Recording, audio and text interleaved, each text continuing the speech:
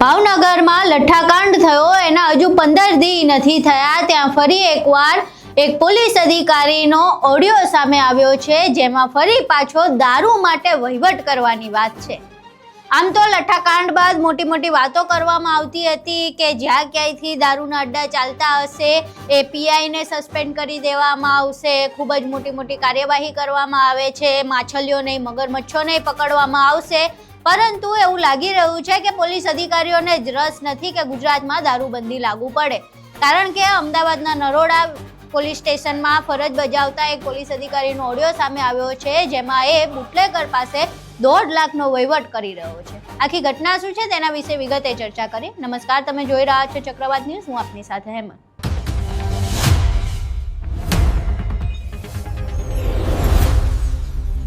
ગુજરાતમાં કદાચ ગમે એટલા પ્રયાસ કરી લેવામાં આવે દારૂબંધી માટેના, પરંતુ ગુજરાતની પોલીસ કદાચ ઈચ્છતી જ નથી કે ગુજરાતમાં દારૂબંધી થાય। આના પહેલા મહુવામાંથી એક ઓડિયો સામે આવ્યો હતો, જ્યાં પોલીસ અધિકારી જે પૂર્વ બુટલેગર, જેણે બુટલેગિંગનું કામ પણ મૂકી દીધું હતું, દારૂ વેચવાનું મૂકી દીધું હતું, તેની પાસે હપ્તા ઉઘરાવવામાં આવતા હતા। અને હવે અમદાવાદના નરોડા પોલીસ સ્ટેશનના એક પોલીસ અધિકારીનો ઓડિયો સામે આવ્યો છે, જેમાં તે બુટલેગર પાસે 1.5 લાખનો વહીવટ પાડે છે। આખી ઘટનાનો જે ઓડિયો સામે આવ્યો છે, પહેલા એ સાંભળો। 1.5 कम बोले? अरे यार हमने तो क्या, हमको तो कभी कम ही नहीं लगते, तो तुम्हारे जो भी देते हैं वो, पर वो साहब बोल रहे हैं इतना है, इतना लोग राजस्थान व्यापारी ये सबके नाम खोलेंगे तो इतना थोड़ा चलेगा। भाई एक पेटी माल है, कोई 100 पेटी तो माल है नहीं। एक पेटी में कोई 1.5 लाख रुपए कोई, एक पेटी में 1.5 लाख रुपए कम नहीं है। ये तो लफड़ा बढ़ाना नहीं है, खोटा खोटा पच जावे तो अच्छा आएगा। मैं बात करता हूँ कितने होता है वो तो एक बार बात करके बोलता हूँ। मैं जाता हूँ चौकी पे, मैं वो मेरी भतीजी पीछे दाखिल है ना एप्पल में, तो वहाँ पे आया हूँ, वहाँ जाके मैं चौकी पे जाके बात करता हूँ। जो भी है तुम निकाल करवा दो खोटा, फिर बाद में हमको बदनाम करते हो। और तुम लोगों को करना है तो बोल देना भाई, खोटा हमको पीछे से वार करने में मजा नहीं आता। तुम लोग बोले तो बाद में पता चले ऐसा परसों करना पड़ा मेरे को। किसके लिए? मुकले के लिए पूछ लेना तुम। हेलो भाई साहब तो बोले लाई तो है, करते रहे, 1-2-5 पेटी लाके धंधा नहीं करेंगे तो क्या करेंगे अब? और खबर है तुमको तकलीफ में यार, क्या तकलीफ तो तुम तो हमारे से ज्यादा तुमको है। तो फिर कल परसों क्या हुआ मालूम है? क्या हुआ?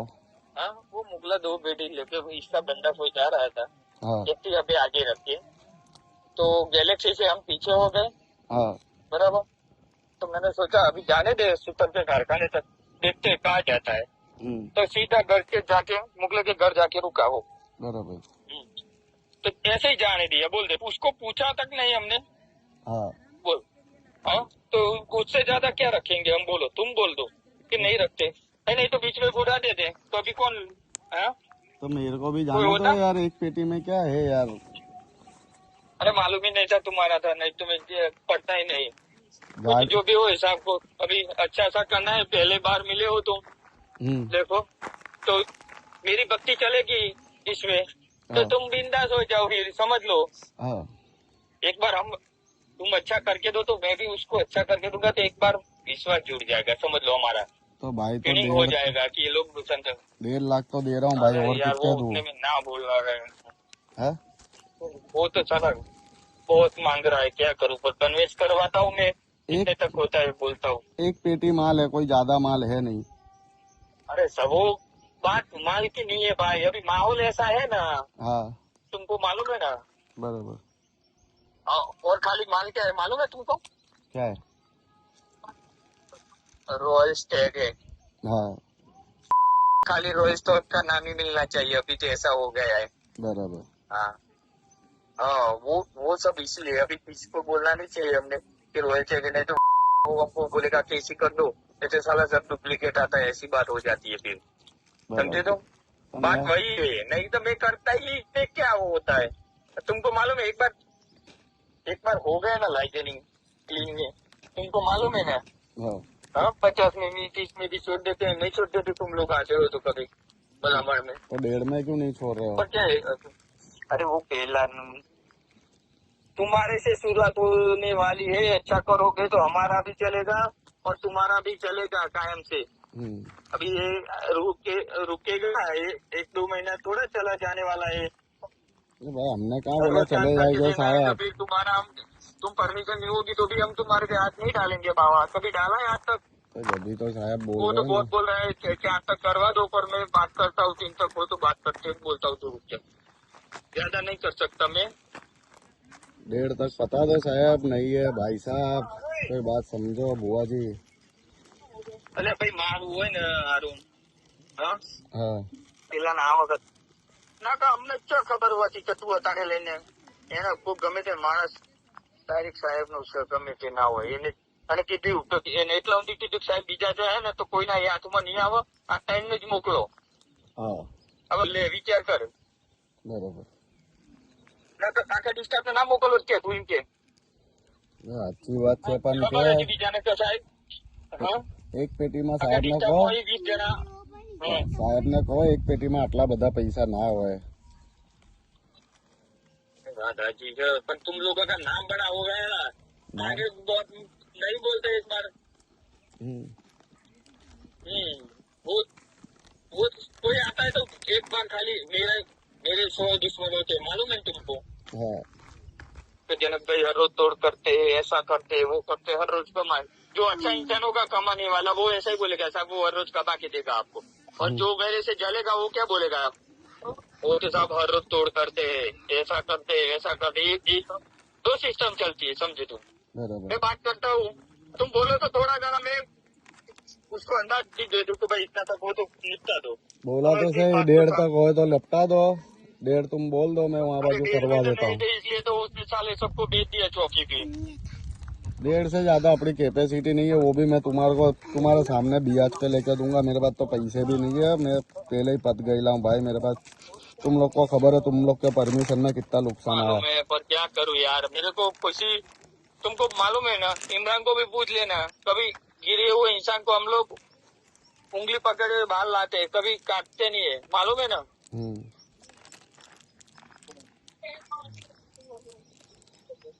तो मैं बात करता हूँ, थोड़ा ऊपर नीचे होता होता देख लेता हूँ। चलो बोलो भाई जल्दी। અહીં તમે આખો ઓડિયો જોયો। હવે આ આખી ઘટના સમાચારમાં સામે આવ્યા બાદ પોલીસ તંત્ર દ્વારા એક્શન લેવામાં આવ્યું છે। એક પ્રેસ નોટ જાહેર કરવામાં આવી છે, તમે અહીંયા પ્રેસ નોટ સ્ક્રીન ઉપર જોઈ શકો છો। પ્રેસ નોટમાં લખવામાં આવ્યું છે, નરોડા પોલીસ સ્ટેશન અમદાવાદ શહેર ગઈકાલ તારીખ 25/8/2026 ના રોજ સોશિયલ મીડિયા ઉપર અલગ અલગ ન્યૂઝ ચેનલો તથા ડેઇલી ન્યૂઝ ચેનલો ઉપર એક કથિત ઓડિયો ક્લિપ વાયરલ થયેલ છે, જેમાં નરોડા પોલીસ સ્ટેશનના લિસ્ટેડ બુટલેગર મહેમદ હારૂન જબ્બાર શેખ નાઓ સાથે નરોડા પોલીસ સ્ટેશન ખાતે ફરજ બજાવતા અનાર્મ પોલીસ કોન્સ્ટેબલ જનકભાઈ પુંજાભાઈ હાલમાં સદર લિસ્ટેડ બુટલેગર વિરુદ્ધ નરોડા પોલીસ સ્ટેશન ખાતે ગુનો દાખલ કરવામાં આવ્યો છે। પ્રોહિબિશનની કલમ 65A 116B 1898 મુજબનો ગુનો દાખલ થયેલ, જે ગુનાના કામે એક આરોપીની ધરપકડ કરવામાં આવેલ છે, જ્યારે લિસ્ટેડ બુટલેગર મોહમ્મદ હારૂન જબ્બાર શેખ નાઓ તથા બીજા આરોપીઓને વોન્ટેડ દર્શાવેલ છે, જે ગુના સંબંધે વાતચીત કરતો ઓડિયો વાયરલ થયેલ છે અને સદર પોલીસ કોન્સ્ટેબલ જનકભાઈ નાઓના આ લિસ્ટેડ બુટલેગર સાથે સતત સંપર્ક કરી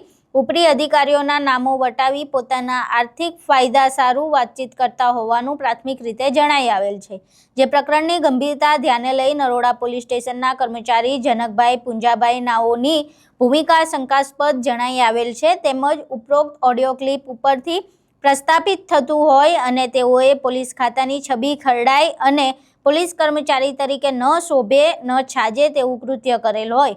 આ સમગ્ર પ્રકરણની ગંભીરતા જોતા તેમાં ન્યાયિક અને તટસ્થ તપાસ થાય તે માટે મદદનીશ police commissioner Shri G division Ahmedabad શહેર નાઓને પ્રાથમિક તપાસ સોંપવામાં આવેલ છે અને જનકભાઈ પુંજાભાઈને તાત્કાલિક અસરથી ફરજ મોકૂફી હેઠળ મૂકવામાં આવેલ છે।